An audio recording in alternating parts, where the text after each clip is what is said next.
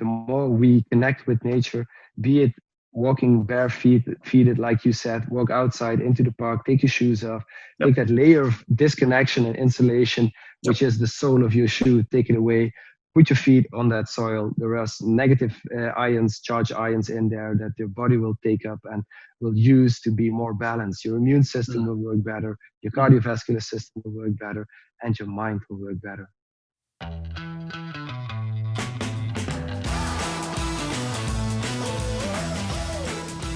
Welcome back to another episode of Health and Humanity. Our guest today is Bart Scholtissen.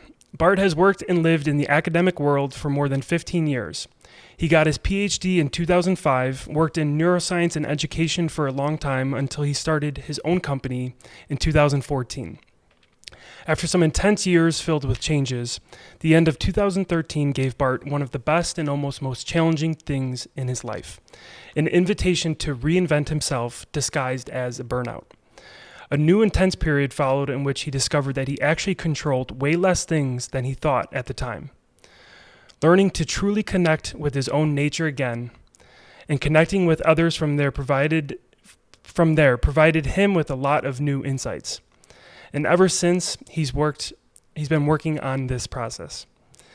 This has brought Bart closer to himself than he's ever been and also led to the start of his own company in which he helps people who also face changes in their lives and don't know how to deal with that to reconnect and get back to their own nature. He now works as a personal coach who uses the outdoors and also has become one of Wim Hof's most trusted instructors. Bart, thanks so much for joining me today. What an introduction, Dan. I got through it with a few stumbles. It's always crazy to hear your own story, but true. Yeah, it's a true story. And thank you for having me. Very honored and happy to be here. So yeah. Yeah, I appreciate you reaching out. We have connected through a gentleman by the name of Ian Hart, who was on my podcast a few months back, and we talked about his new book, Healing Hacks, and a big thing that is a part of his life is the Wim Hof Method. So I want to kind of get into that a little bit further in our conversation today. But before we go there, what else would you like our audience to know about you? I understand you're in the Netherlands. What else would you like to share about yourself? That's always a good question. What do I like to share about myself? Well, I'm happy to be living in these challenging present times, which to a lot of people are negative. You're in Chicago. There's a lot of negativity going on in Chicago at this time and point, but there was also a lot of beauty and chances and opportunities in there.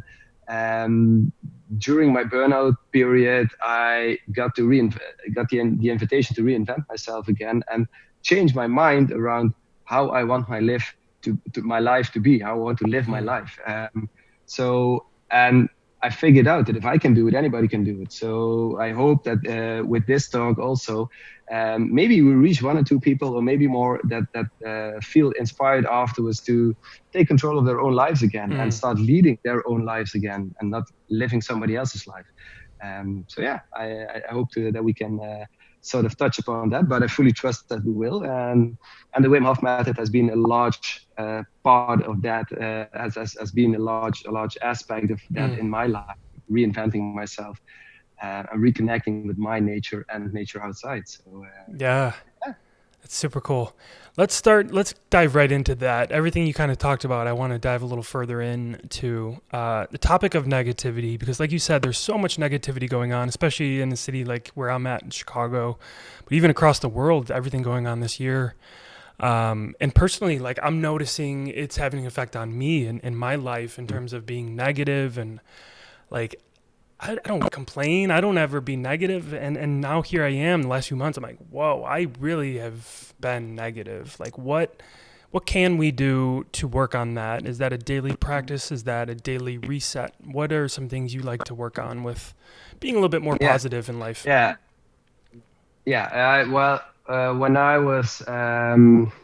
When I was going through this burnout period a couple of years ago, 2013, 2014, up until that time and point, I thought I never really given my life much thought. It was just happening. I was working my ass off in science, and that was my reality.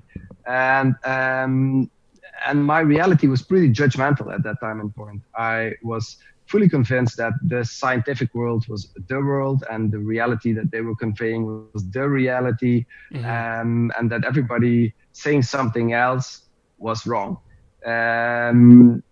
Yeah. So and during my burnout period, I found out that there are so many views on reality, and that we have a choice. You've got any given second of the day, no matter what stress you meet, because we will meet stress in many sizes and shapes, and you've got a choice on how to deal with it. You don't control the stress that comes. At least this is what I found out. I do not control the stress that comes at me. It can be anything. World news, which I try not to follow as much as possible, by the way. Family, bills, taxes, whatever. You know, there is always things coming at you, and I thought that I controlled that, but I now know that I do not control all of those things, and I found out that I do have control about my way of reacting to it, my way of acting with and interacting with whatever is coming at me, and that totally turned my life around into something more positive. So because there is, as you said, there is a lot of quote unquote negativity out there, but I see a lot of chances out there. I see a lot of chances to grow and connect and build a more beautiful place. Maybe all of the negativity that's going on now might even be necessary for a lot of people to realize that, hey, we have a choice and we can get out of this down, so to say, and we can climb up again and create something new, something more beautiful, more connected and better. I love that. And that all happens in mind because it's mindset. Yeah, I really love that with the mindset. So it's almost like everything that happens throughout the day, every interaction we have, every conversation we have, any bit of news that we receive, we have that choice, is what you're saying, to stop and kind of react or act however we'd like, you know, whether that's positively or negatively. I would say too, with like, I would say the biggest part of that is relationships, right? Like you have certain conversations in your relationships. And I think it's super important to, and something I really need to work on, truthfully, is to just stop and kind of like center myself, right? And just like pause and think through what I want to say and think through how I want to react to certain situations. Would you agree to that? It's not only think through, it's also feel. Because because you naturally say think through, which makes sense because this is the way we have been raised. Thinking. We have become our thoughts, but it is not that we are our thoughts. We have thoughts. So, and that distinction between being my thoughts and acting upon them the entire time, and being overly fatigued because I was acting on my thoughts the entire time, and realizing, oh wait, I have thoughts. I can choose to do with them or not.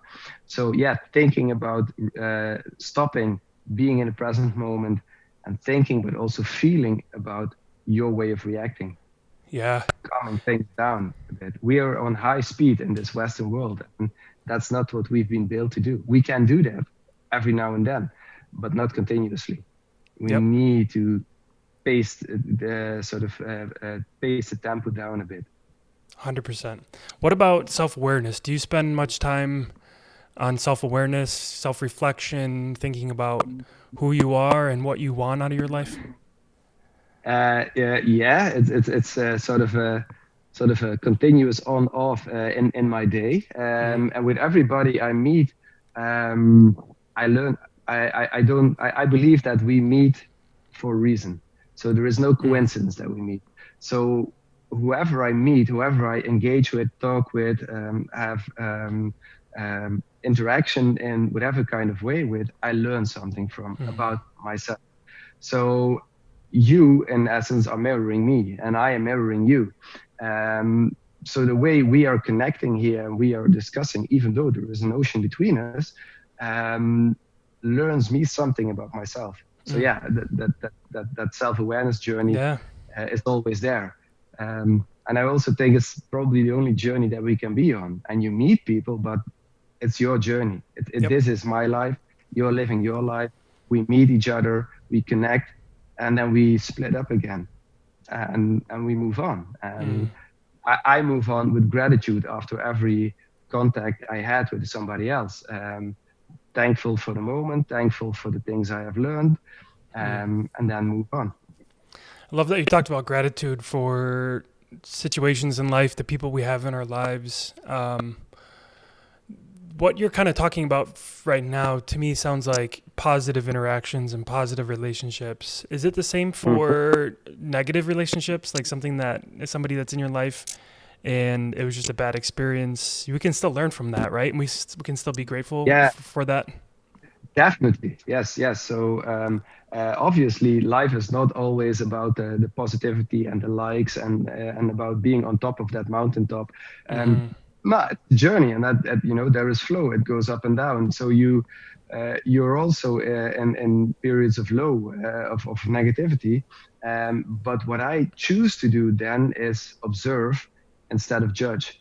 So if you're in this negative phase in your life, which might be a few seconds or a few days or a longer period of time, then I just choose to observe from like a helicopter view instead of be that negativity. Because again, it's a thought, and then I can be thankful, because if I'm thankful, it's softer again, and then I can learn something from it more easily. So yeah, this holds true for the positive stuff in your life, but also for the negative stuff in your life. Because the positive stuff is cool, but only cool for a limited amount of time. Right. And you learn from the depths, from the lows. So yeah, the more grateful I am for those. I love that idea. Like, it's so easy to be thankful and happy about the good things in our lives and the positivity in our lives. But I almost find greater beauty in being grateful for the bad things in our lives, the negative, right? Like you're thankful that you experienced it, whether it's a relationship or just an experience in life, whether it's a job or something bad that just happened to you, something tragic. Like, it might be really tough in that time, but you can look back and reflect and be thankful that it happened. You learn from it, and you can now make improvements for your future self. So all helping you be in the present moment as much as possible. Because I think we overcomplicate things in this life. We make things too darn complicated. So by sort of I'm going to swear now, unfucking yourself, letting go of the BS that you're keeping, keeping you either in the past or in the future. Both things do not exist. You create stress in your life. So by being in the present moment as much as possible, also if there is negativity, you release that tension. You become way more light and better able to deal with stress, positive or negative. We've really made this a complicated society, haven't we? Yeah, we did. There's so many times in my life where I'm just like, why does this have to be so complicated? We made up so many rules, and I think they were probably made up with the best intentions at some point. So probably in essence to keep us safe. But a lot of rules were never made to grow, to make us grow again, just to keep us safe. Like a rule could be, do not walk this path because a family of bears lives on the other side, and they will eat you if you walk on that path. It's a rule. Okay, I shouldn't walk here, I should walk there. But that was never meant to make you grow, because maybe that family of bears has moved on, and maybe there is this beautiful landscape that you can learn something new, and you will never go there because you're still sticking to that old rule, don't walk that path. Yeah. There's only one way to find out whether it still applies. Check it, evaluate it, be open to accepting that the rule might not be in effect anymore, might not work anymore, and then create a new one for yourself. Yeah. I want to touch what's happening. I want to touch a little bit more on that, specifically with the idea of being in the present, the past, the future. What are your thoughts on, do you think most people spend too much time in the past or the future and not enough in the present? Because that's something I notice that I don't do enough, is just be fully present and oftentimes reflect on the past way too much. And it's good to look back and learn from it, but I get stuck there. Yes. I think well, I can obviously only speak for myself, and the way I used to deal with stuff in my life and deal with stuff in my life. Mm-hmm. I got attached to lots of things happening yesterday, and they happened. They're there. I don't. I'm not saying that they weren't there or that I was thinking or imagining things there. Those things happened, but by clinging on to it, staying attached to it, Mm. just spend too much energy on something that already happened and you can't change anymore. And by doing that, you might also make a prediction towards the future. So you already start spending energy in the future that Mm. is not there yet, and you're not in the present moment. So also when I work with my clients, a lot of times, I had a client last that I started out with on the individual process, and in the first meeting we had, he literally said, "Listen, Bart, my life is a hell. You should help me." Mm. And I was like, that's intense. If Yeah. your life is a hell. So we started walking. I don't have an office. My office is the outside, so the outdoors and nature. So we started walking, and over the course of I think 5 or 10 minutes, I asked him the question, "How are you feeling now, at Mm-hmm. this exact moment?" First time he was like, "What do you mean?" I said, "Well, how are you feeling now?" And he was like, "Yeah, I'm okay. I'm happy to be here with you and walking here, talking. I'm good. Okay, cool. Move on." We moved on, couple of yards, whatever. And so, how are you now? He's like, "You just asked me that question. Why are you asking it again?" I said, "Well, I just want to know, how are you now?" He's like, "Yeah, I'm okay. I'm cool. All right, beautiful. Move on." So we kept on talking, and every now and then I asked him the question, and when I asked him like 4 or 5 times, he was like, "Why are you BSing me here? Well, what's going on?" Yeah. Well, I just want to make you aware that in the present moment, 8 out of 10 times you're fine. There is no stress. There's nothing. There is no bear eating you. There is no man with a chainsaw chopping you in half. Mm. There's nothing stressful happening. And that totally blew his mind at that time Wow. and point, but opened his eyes to, oh yeah, I just need to be present more.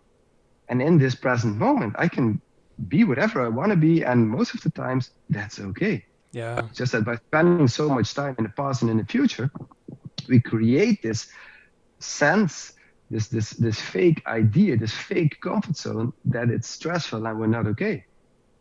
Hmm. And media sort of works on this. If you don't get if you don't get a gazillion likes on your posts on social, or you do not have 50,000 followers or something, then you're not okay. The text messaging system works like this. I text you, and I see one blue arrow, and then I see another one. Ah, you read it. Why didn't you respond yet? Mm. We want instant gratification, and Yeah. then we're going to think, but if there's something wrong, did I say something wrong? Is it me? And so there is stress. Mm. There's nothing better. And I have noticed that by taking people outside, by helping them be in that present moment more, and nature helps like enormously in that process. Yeah, people start taking control of their own lives again, Yeah. instead of living the expectations of others. And God, that's also that's the process that I'm continuously going through. yeah. Man, you just touched on so many things I want to go into here further. Um, where do I begin? Let's start with the idea of like the whole thing with being present, and when you can really center yourself to the present. Mm-hmm. When you talked about the client you were working with, and how Mm-hmm. he just had this like revelation, like, oh yeah, I guess there really is no stress right now in this exact moment. Mm-hmm. That was like eye opening to me, because if you think about it, anytime you have stress in your life, or worry or fear or anger, it's likely coming from the past, or it's yourself projecting yourself into the future. And like you Yeah, said, if you or can a just crazy combination of those. or combination, if you can just really focus on that present moment, it's all Yeah, gone. All of that fear and anger and worry and stress and jealousy, it's yeah, gone. yeah. So Most of that's the times it beautiful. is. Yeah. Yeah, Yeah, most of the times. I yeah, shouldn't and overgeneralize, but because there are obviously situations which might be life threatening, and things are seriously not okay in this present moment. right, right. But a lot of times stress arises either from the past or from thoughts about the future, things that are not here in the in this reality that we are living in here. Right. Yeah, that's true. Like if you're at the hospital and you're at the, your loved one's deathbed, obviously in that present moment, that's very tough, right? So there's certain Yeah, situations that obviously. present is awful, but majority day to day, our majority, the majority of our day to day lives, we can really It's focus on the pretty present. okay. Yeah, Yeah. that's really cool. I've even personally noticed, like I have a park across the street. As I've mentioned, I live in Chicago. I'm in a fairly small apartment compared to, your average home size. And during this whole coronavirus quarantine, it was tough. Like it was tough to be inside here and just be, in a way, like stuck, right? Like you had nowhere to go. So eventually when we could go outside, it was nice to just go in the park and just like have my, barefoot, just walk in the grass Yeah. and just Yeah, like that's for me, good. I got into a practice of just like listening to music and just like sitting there Hmm. and not thinking about the past, not thinking about the future, just thinking about that exact moment. And it helped. Yeah, and you know what the cool thing is, I fully understand that it's we are not meant to be caged. Like any animal, we are not meant to be caged. And Yep. the society that we live in is built out of boxes. You're in a box over there. I'm in a box over here. We call it a house, fancy name for a box or a cage, but it's still there. And if society dictates that we cannot leave our boxes, yeah, we feel constricted. And when you're out in nature, nature doesn't care about limits. Nature doesn't care about city borders, country borders, whatever. Nature just always grows and is moving. So, and we are nature. So the more we realize that we are nature and that we shouldn't limit ourselves either by thoughts or by other constraints, but keep on moving, the more healthy we will be. But the cool thing is that even when we're supposed to stay inside because somebody tells us to stay inside, then inside of ourselves is an entire universe you can explore. So that helped me in part. We in the Netherlands, we luckily still had the chance and opportunity to go outside. I was outside every day, luckily. But I know I've got friends on all sides of the globe, and they were confined to their boxes, to their Yeah. spaces, and they couldn't go outside. But meditation helps, Mm. and visualization, going inwards, practicing breath work, it all helps realizing that the universe outside that we're always looking at is also on the inside. And it might not be like an exact one-on-one copy of the outside of physically feeling the grass underneath your feet, tingling your toes when you're walking in that park, but still it can help you to sort of go beyond the limits that we were keeping ourselves in, Yes. the limits of our house, of our condos, apartments, whatever. It's a beautiful thing. What is it about meditation that you like? Do you practice meditation? Yeah, I like that it connects me with me and with the nothingness that the no stress, the nothingness of the present moment. But I do not do meditation sitting on a yoga mat in an upright lotus position. No, I do meditation outside.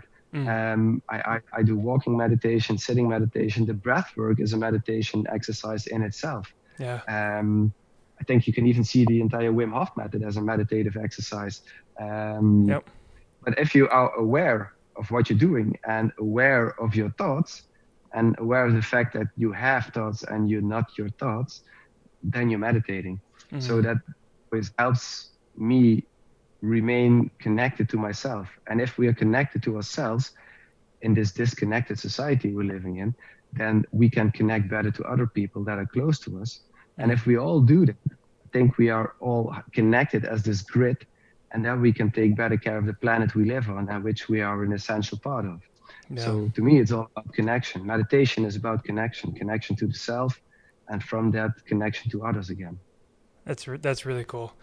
For me, like I enjoy meditation. I find it to be so great because it's almost the exact opposite of everything that I don't like what I see in the world. Like what we were talking about, how we overcomplicate things, how Mhm. There's just so much noise, right? And by the way, you were talking about media earlier. I listened to the news or watched the news like almost every day when everything first started coming out back in like March, April.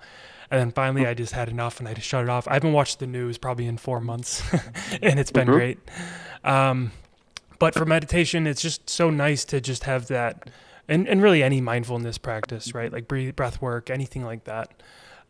It helps me just kind of escape from the noise of this complicated world that we've created. You've talked about, sorry, go ahead. Yeah, no, I fully understand your line of reasoning. So yeah, Yeah. agree. Okay. You've talked about connection. I understand, you've studied neuroscience. How is neuroscience and nature connected? Yeah, that's a good one. I think luckily these days more and more again. But I think when science, as Western science started, it also placed us in this disconnected situation, disconnected our nature, the nature we are as human beings, disconnected from nature outside. But luckily, there is more and more research going into forest bathing, grounding, meditation. So the more esoteric spiritual components of life that a lot of people are looking for, and like the Wim Hof Method, for instance. If I take that one as an example, Wim has been portrayed as a crazy man for the largest part of his life, and he has always said, I can do this, anybody can do this, and this benefits you. And until science caught up after, I don't know, his 25th world record with gold or something, and then science was like, maybe we should do research on this guy. Maybe there is something there. And for instance, the book Scott Carney wrote about him, What Doesn't Kill You Makes You Stronger. He started out as a research journalist trying to debunk him, turn around, and it's like, oh, but this actually works.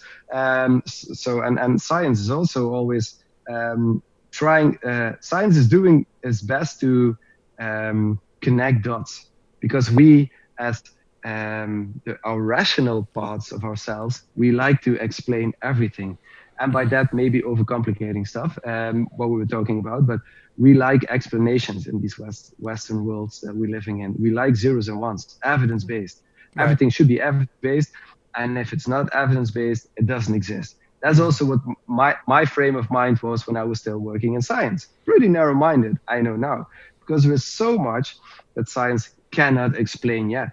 Right. And there's so much that we cannot see or feel or observe, which is still there. We see only 1% of the spectrum of energy, and yet we build our whole reality on that. And there is so much now you don't see.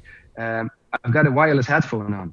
There is no physical connection between my headphone and the computer which I'm using talking to you, which is connected to Wi-Fi as well, and still we're very much connected. So the fact that we can't see anything that is working on our connection, or the fact that we cannot measure it yet, doesn't mean that it's not there. So I had to let go of the limiting belief that if I can't measure it, it's not there. And a lot of, luckily, science is catching up and starting to be more open to things that might not be measurable yet. And we do not have the methods yet to put zeros and ones to it yet. Right. I think what's most fascinating to me with the Wim Hof Method is, there's a number of things. It's incredible. I'm like, every week I'm like falling more and more in love with it. Just the whole concept of it and how it makes me feel. But the more and more I talk to people like yourself, they say that we really are just like, we're learning that what he's been talking about for years, it's like, oh yeah, this is actually this works, right? Like at first everyone thought he was crazy, and then now the science is matching it, and now people are like, oh, this is cool, this actually works, right? So I think it's just so fascinating that you have somebody that at first he was doing this and people thought it was just like totally out of the blue, and now people are jumping on board. Yeah, and apparently this world we live in needs that to help accept something that is new and strange to us, which Right. isn't new because it has always been around. Breathwork has always been around. Yep. Has always been around. Will be around when we die. So these are things, and Wim just, he combined several aspects that have always been there Mm-hmm. into what we now call the Wim Hof method, Mm-hmm. but always with the intention to help people connect with themselves and each other to build a more happy, healthy, and strong place, which in essence I think is what we're meant to do here. So there is nothing new because everything is already here. It's just that Yeah. apparently we need proof, quote unquote, proof, zeros, ones, with graphs and lines, and then say, here's the proof. Now you can believe it. Yeah. It's crazy. Sometimes when I do keynote lectures, and then I'm in front of a crowd, people will only start believing me once I say I'm a doctor, I'm a PhD, and then they're like, ah, you're a PhD. Ah, yeah. So now we should listen to you. It's no, why? Right. It is crazy They're so, yeah, they're how so much we stuck to titles and right. yeah. It's pretty wild. It is. I want to really dive into the Wim Hof method a bit deeper here, Mhm. and give our listeners, if they haven't heard of it, an opportunity to kind of really understand what it is. But before we get into that, you talked about people being connected to themselves. Do you feel like most people go through life and live their life with not being connected to themselves? That would be if I would do if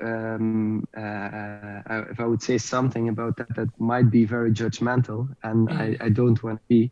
Um, I just noticed and experienced that I was very disconnected.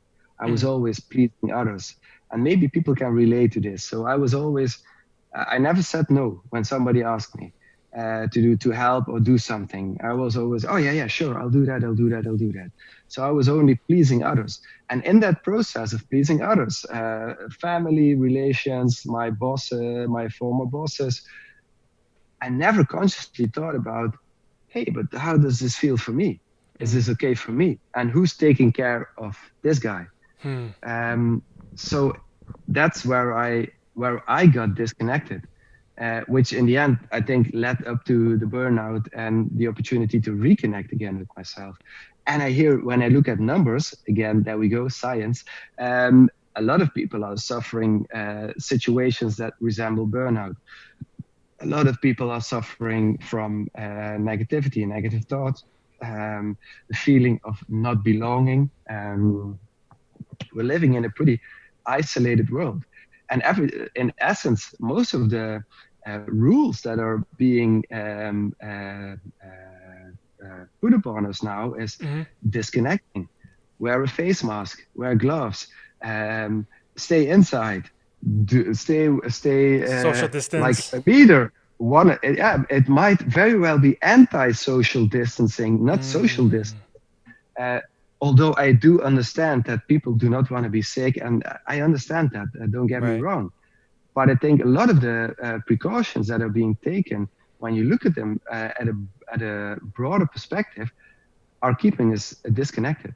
Mm, And so I true. think connection will help us overcome most of the things that life throws upon us. And Yes. at this time, that is a virus, which is there. I'm not saying that it's not Sure. there, but um, yeah, making a whole global community feel more disconnected might not be the most beautiful way to deal with something that is happening. Right. I love your initial response to my question there. I asked if, do you think most people live their life not being connected with themselves? And your Yeah, first thought, your first response was, if I said that, that'd be very judgmental. yeah, I think the very easy answer for someone like yourself is to be like, yeah, I think a lot of people don't live being connected. But you chose to yeah. say, I don't want to be judgmental. How can people live a life like your response there, of not being judgmental, of being a little bit more compassionate? Yeah. Accepting, maybe by accepting that we all have our own reality, and that's fine, and that Mm, we can perfectly agree to disagree. and that we can communicate about that. We can communicate about something that is in between of us, a subject, a topic, whatever, and we can agree that we have different viewpoints on that subject or that topic, and that's fine. But what a lot of people, what I observe that a lot of people in this world want is that their reality is the reality. That's also what I did when I was still in science, teaching classes about neuroscientific disorders. I was teaching there like, this is the truth. Listen to me. I know. I don't know. I know now that I do not know, and I'm happy to say that I do not know. So if we become less judgmental, less attached to judging, and take things less personal, things become more easy. So if you, it's a conscious choice, and it's a daily practice, because it's really easy to say, yeah, everybody's fucked up, and yeah, it's all negative, or yeah, it's all positive. Just don't take it personal. Be open, more open-minded. Let go of those limiting beliefs that are keeping you from being you. Yes. I love that idea of a daily practice, because I think it's easy for someone that's listening to this, and for myself who's listening to you right now, to be like, oh yeah, I'm going to practice that more. I'm going to be less judgmental. I'm going to be more compassionate. I'm going to try to be more understanding of this person and what they might be going through. But if you don't practice that daily, then you're just going to go right back to your old way of thought. Old patterns. And that's logical, because we are, to a large part, pattern animals. We like patterns in our lives to make our lives less complicated. Like driving a car. If you step in that, get in your car, if you got a driver's license, you get in your car and you start thinking about what you're doing in that automated process of driving, you're going to increase the risk of getting hit by another car or driving into a tree or something. So it's okay that we have automated processes. It's okay that we have an autonomous nervous system in this biochemical factory that we are, which is taking care of a lot of stuff for us. It's just that we can choose to observe the patterns and see which ones are working, like driving a car, if you're good at driving a car, or riding a bike, or being conscious and breathing. So there are all these patterns that you can choose to stick to if they're working, but be open to the fact that they might not be working anymore as good as they intentionally were working, and then change something. Exactly. We always change. Yeah. It's just one breath away. I just saw something the other day. It said, I think it was, I don't know if you've heard of Tom Bilyeu. He's in the States. Yeah. He's in, I don't know where he lives. He might be out in LA area. Anyhow, he's big, like self-development guy. Yeah, I know him. You know Tom Bilyeu, yeah. So he posted something, and I'm not sure what his source was, but the tweet or whatever it was that he had was, it might have been on Instagram. It said that 50% of who we are is kind of like made up, like it's who we are, it's concrete. But the other 50% is changeable, right? Like we can actually decide to change. We can actually decide to work on ourselves and become something that we want to become. And that's kind of reminding me of that what number you're might actually be higher. You think so? I think you say 50-50. I think a lot more is changeable. I think by practicing all kinds of mindset techniques, by being open, it's epigenetics where you can actually change your DNA, your expression of DNA, by your mind. You can. I think we are bigger alchemists of our own system than we think we are.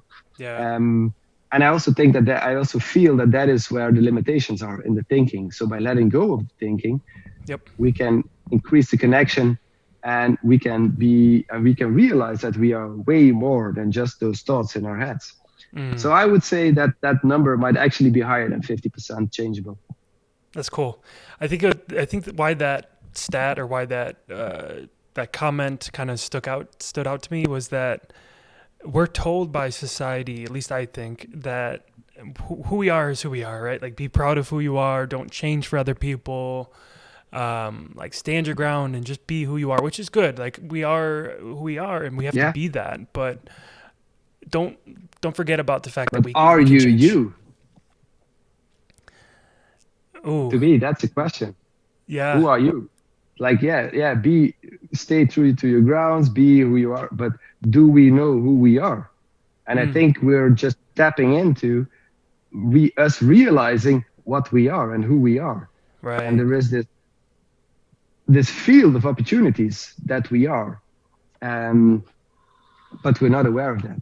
So if you know who you are, stay true to that. Yeah, be you, because the only thing that you can be is you. You're Right. you're you. You cannot be me, and I cannot be you, and I don't want to be you. I want to be me, and I'm Mm-hmm. on this journey, and this will take me a lifetime or longer. The journey of discovering and fine tuning who I am, what I am. So if we all do that, I think we will create a more beautiful planet altogether, a more connected planet, not a disconnected planet. Ah, I And I love think that. yeah, and I think a lot of people are not aware of who they are because we are living other people's lives. We are living the rules that we have been sticking to for the largest part of our lives. So did I, but I chose not to just take all those rules for granted, Yeah. but ask Wow. questions. So for me, like I see in myself like certain parts of my life where I lived a life that I thought it was for somebody else, like it's what they wanted or it's what society wanted.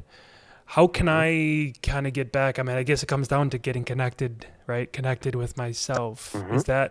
Is it as simple as that to really Yeah, understand who I am?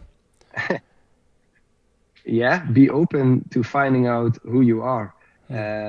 Be open to let go of the limiting beliefs and the self-limiting talk, the negative self-talk, the internal critic, the old pain that you've been carrying around, which Mm, might not even be your pain. It might be your parents or your grandparents or your ancestors' pain mm, that's in your DNA that yep. you're carrying around and you're living. So Yep. the more you are you, the better you are, the more free in mind you are. This is great And stuff, that Bart. just thank you. Yeah, and that starts by opening up to the idea that you might actually be somebody else than you have thought up until now. Right. Right. Gosh, you're throwing some really good stuff my way here. um, I want to get into Wim Hof here. Yeah, We started going there, and then you started talking yeah. about connection, and I'm like, I can't pass up this Sorry. opportunity to talk about connection. No, no, this is good. Sometimes But the I cool my thing, Wim is all about connection too. So exactly. in essence, everything we said up until this point also counts for the Wim Hof method. Yes. For the people who do not know Wim Hof yet, Google him, Hmm. www.wimhofmethod.com, and find all kinds of things that you want to know about him. He's called the Iceman. He has about 28 world records now, including something called on his everlasting journey of being him, being Wim himself, and realizing that he can do way more than he ever thought he could do. Yep. It's fascinating stuff. When I discovered him and his whole process, it was um, probably the most, I don't want to say necessarily life changing, but it is the most impactful practice that I do on a daily Yeah, basis. So I highly encourage anyone listening, go check him out. He also has a free app that I yeah. use Download the app. Yeah, for my like daily breathing breath work. What I would like for you to do is kind of walk everybody through. Obviously, they can download the app and just start practicing it themselves, but just kind of on like a basic level, the breath work and the breathing technique. Maybe just walk us through what is it that you do for it. You know, yeah. like what's the actual practice, and then what does it do for us on a neuroscience level, on a physiological level? Like what is it that the science? What's the science there? Yeah. Yeah, so I'll do my best to keep it short and simple and not overcomplicate shit. Um, so in essence, the Wim Hof method is comprised of three pillars: breathing, mindset, and cold exposure, which in Hmm. essence is connection with nature. The breathing helps you connect with yourself again. You can see breathing as sort of a remote control of your system. Hmm. So by doing conscious breath work, and there are more ways of breathing than just the Wim Hof method, obviously. Right. Uh, Box breathing, Tumu breathing, Butaiko. There's a number of options out there. But in essence, what they all do, if you practice them, is let them reconnect with yourself and realize that you can do. that you can go way deeper and be in more control over yourself and over the processes inside of you than you might have ever thought of. So when you start out practicing the Wim Hof method, I would advise people, you can download the app and start playing around with that. But go to a certified Wim Hof method instructor, go follow a workshop, because within the time span of like 4 or 5 hours, you will learn hands-on about the different aspects of the method, which is way more powerful than reading about it, than keeping it inside of your mind. Because yes, you can read books, and yes, you can watch videos about Wim. You can go to his site and check things out. You can check the app, obviously, but experiencing it firsthand, that turned my life around as well a couple of years ago when that first happened, and probably is also what you were talking about.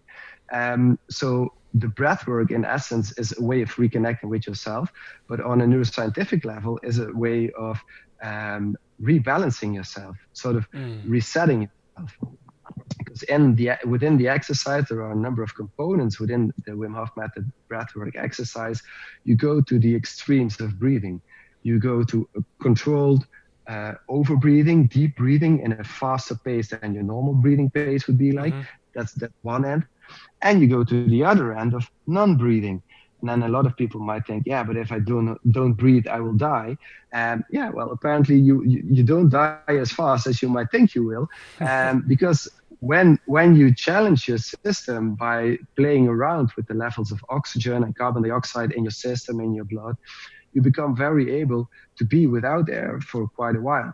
And it's not all about the exact seconds. It's not about, I can breathe or non-breathe for this much seconds or this much minutes. It's not about that. It's about the conscious experience if you're doing it. And I know there is a timer in the app with which you can time your retention time, for instance, so the period of time that you're not breathing. And that's nice and interesting, but it's not about that 1 minute or that 45 seconds. It's about the experience. And what you do is you train one of the systems inside of you. You give your cardiovascular system a workout. You give your immune system a challenge, an invitation to reboot, so that afterwards you become more able to react and adapt to whatever stress comes at you. So ever since I've been practicing breathwork and the Wim Hof method, I have become more capable of dealing with stress, and sometimes even extreme stress, like for instance an ice bath, to just be with it and not let my mind elope with me. Let my mind take a spin on me and let me believe that I am those thoughts again. No, you can be perfectly fine and comfortable within an ice bath or another stressful situation. You can be the eye inside of the storm, be calm and present, not fight it, not run from it, and just be. I think that is what the Wim Hof method has taught me. Just be. With whatever comes. Definitely. It's I think for me, like when I practice the breath work, I notice, especially when I enter that space after being stressed in a certain situation, it just like, boom, it's gone, like completely gone. And you're right. It also sets me up for the day to handle stressful situations much better. So you're more connected. And the cool thing is that these physiologically, these effects last for 4 to 6 hours. So if you choose to practice the Wim Hof method, the breathing in the morning, then you're good for the rest of the day. And you can practice other types of breath work the rest of the day. Calm, slow, connected breathing, lower belly breathing, and not because I would never advise anybody to go Wim Hof method breathing throughout the entire day. Because it also charges your system, it stresses your system for a short period of time. That's what the deep breathing, the over breathing part is all about. But then it calms your system down again to that sort of Zen-like state, that flow-like state, where everything is okay and you're in this nothingness and everythingness, this beauty. And you can read about this and listen to a podcast of 2 people talking about it. But so go find an instructor. Luckily, a number of instructors is growing, and experience it. and have yourself be guided through those first rounds of breath work. Because Yeah. in the app, Wim guides you, which is cool, but you still also focus on the app.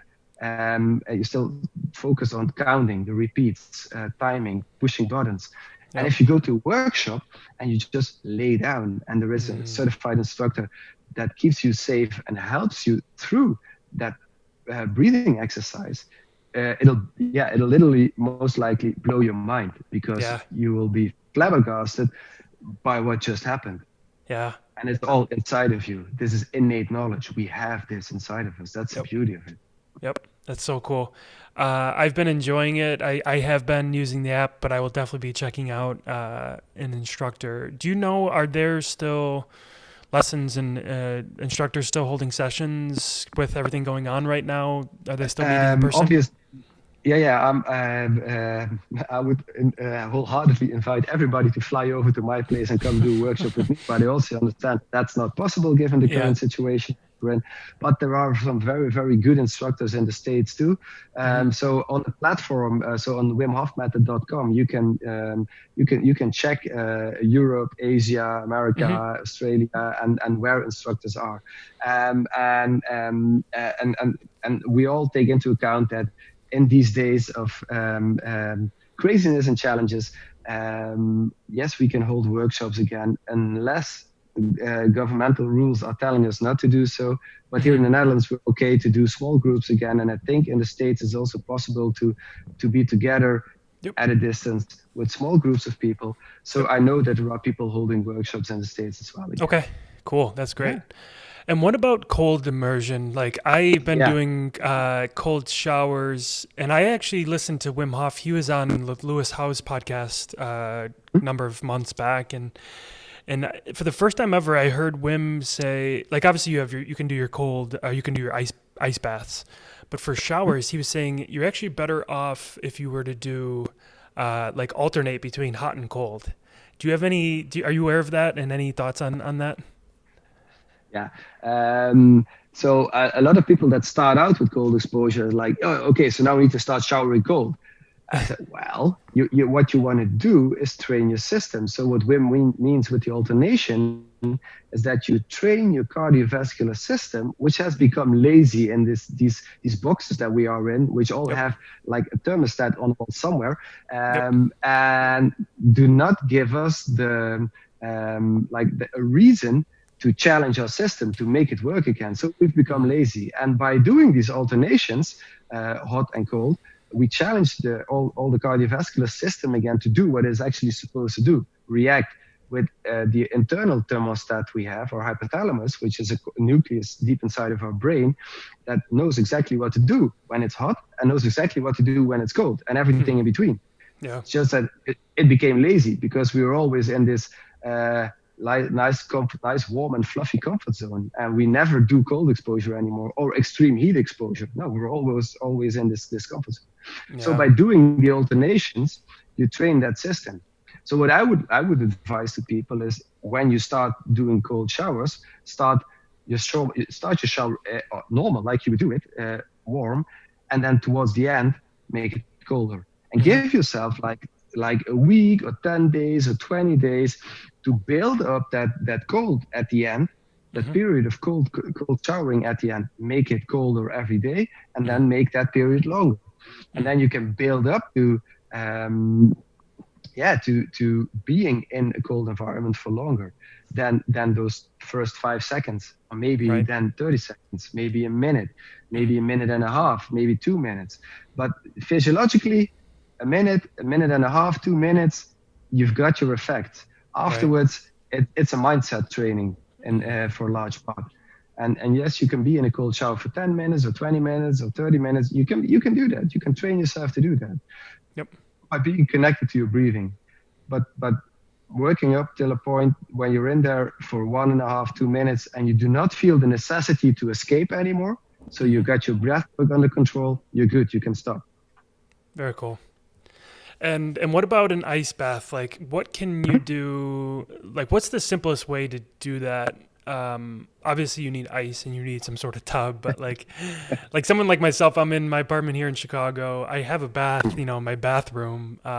Is it Hmm? just as simple as going to get some bags of ice? And like, what are some things that I can do to make it as simple, maybe as cheap as possible? Yeah. So again, I would like to state out that safety to us is by far the most big thing. Yep. And I would also not advise anybody to just go out to your grocery store, get 50 kilos of ice or something, pour them in your bathtub, and just go have an ice bath. I would again say, please go to a certified instructor and do a workshop so that you Mm-hmm. know what the process is, and that you know what's happening, because Mm-hmm. your body can handle that cold, but it's the Right. mind that is making you crazy and fucking things up for you. Mm-hmm. So what you learn, so in a workshop of 4 hours, you'll be in ice for a max of 2 minutes, Mm-hmm. and everything that happens in front before that moment of cold exposure is helping you to prepare to that point, to till the point arises that you actually step into the pool, or into the bath or whatever. And and and that's mindset. That's you becoming aware of your breathing, your mindset, doing and changing stuff in it, so that you are able to step into that ice tub and have a good time there, Yeah. and get out of your head again, because you will make yourself crazy inside of your head with your thoughts. And Mm. if you can let go of that, and that's what we learn people in a workshop, then you're okay to go in the ice. Mm. Because if you go into the ice and you panic and you tell yourself, out of ego, for instance, like, oh no, but I'm a strong female, I'm a strong male, and I'll kick this motherfucker's ass. And yeah, in the end, you're going to get out with a bad experience. And that's not what this method is about. Yep. It's about reconnecting, being in the moment, accepting what is. Mm. And so if you have been to a workshop, yeah, then you can start practicing at home. But cold exposure works from 16. I'm in Celsius mode, so I don't know Yep. what 16 That's degrees okay. Celsius is Fahrenheit, Uh, but 16 and lower works. You just need to spend more time outside. So you can do cold exposure. Well, maybe not in midsummer outside, but in winter, wear a layer less. Put less clothes on and see what happens. mhm. Go outside on your bare feet and see what happens when your bare feet touch that cold soil. Mm. So those are all kinds of all ways of experiencing cold and seeing what your body does. The initial response will be panic, stress, tense Mm. up. But if you know that you can let go and that you can relax into it, then you are in control. Yep. And that's also what happens in a cold shower, and also what happens in an ice bath. If you are aware of the fact that you can control your breathing, and by controlling your breathing, you control your mind and your body, Mm. you're good. I That's love also it. why we keep the ice baths. It's 2 minutes in a general fundamentals workshop, and then you get out again. You Yep. do not get hypothermia in 2 minutes. Yes, you might panic initially, but if you let go of the panic in your head, because that's Mm-hmm. happening in your head, not in your body, Mm. then you're okay. And then you get this insight, this major learning experience that Mm. is so empowering, and will help you deal with, in essence, any other stressor that you will need in life. Because this is just Yeah. one big metaphor for other stresses in life. Yep. Exactly. It's Yeah. incredible stuff. Incredible Don't stuff. go doing it yourself.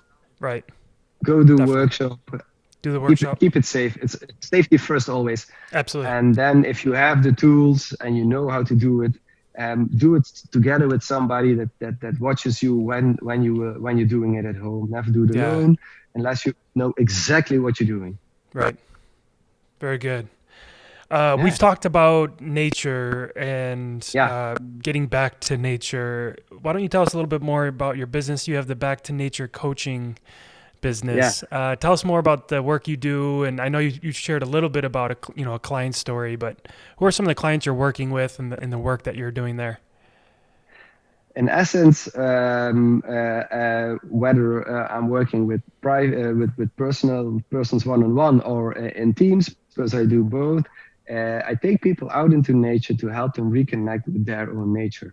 Mm-hmm. So since we are nature, but a lot of people do not realize that we are part of nature, I take them in nature where they will become more relaxed. There are all kinds of substances and things that plants give to us that we inhale that make our system more calm. That tones our vagus nerve, that helps us be in parasympathetic mode more. So physiologically, biological things that work by being outside without difficult questions or whatever. By being outside and moving outside in nature, when your body starts moving again, your mind also starts moving. So what I do is I walk out in nature with people, and that can either be fields or forests or whatever, and then we start talking about the things that are challenging them in that present moment, the things that are bothering them, and yeah, I just help people realize that they are in control more about the way they deal with the stresses that are in their heads than they think they are. And nature just helps me provide, physiological, biological, beneficial things like phytoncides, for instance, that we inhale that help our bodies relax. But also being out in nature just helps us calm down in general. Lets us reconnect with ourselves easier than being inside an office and sitting at a table facing somebody like a therapist setting, talking to you and, okay, so tell me, what's your problem? Listening to that and then coming up with a response.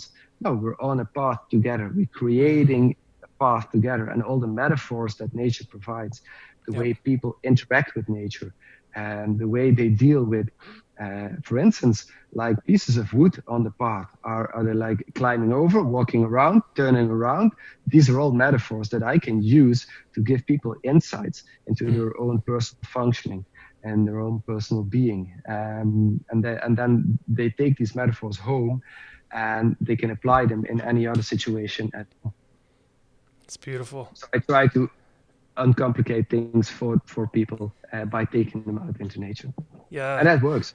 That's great, man. I love that piece that we're more in control of the things in our lives than we realize. And sometimes it takes getting back into nature to realize that. Yeah, so it's a very, very good way to help people get back to themselves. We are nature.